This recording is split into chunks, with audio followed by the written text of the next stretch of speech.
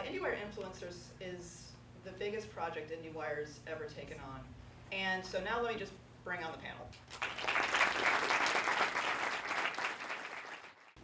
I'm much more interested in the new explosion of emerging markets, which are becoming emerged, particularly from content producers' point of view, because they're consuming everything on their mobile phones. And I know, nobody makes a movie thinking about it being consumed on a mobile phone, and it makes most of us nauseous.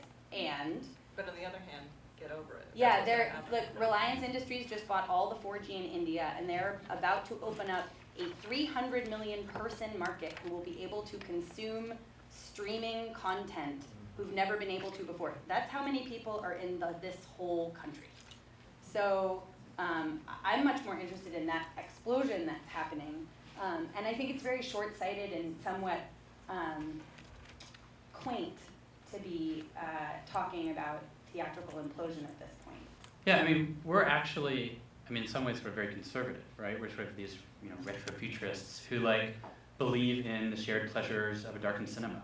And we're engaged in this project that we really believe that people want to gather together in a room, they want to absorb something together, they want to talk about it, and then they want to go have a parade through Main Street or whatever. But so, we think that's viable. And I guess, what the sort of miracle of true false or whatever is that we've been able to sort of show that hey, for these films that nobody's heard of, that are seen as depressing and don't have directors or stars or anything like that, these documentary films, we can get 1,700 people together at once to watch them and do that over and over and over again. And so, yeah, I think it is exciting, and I think it's something that we, would love to see replicated. But the phrase, I guess, in business is a value-added experience, right?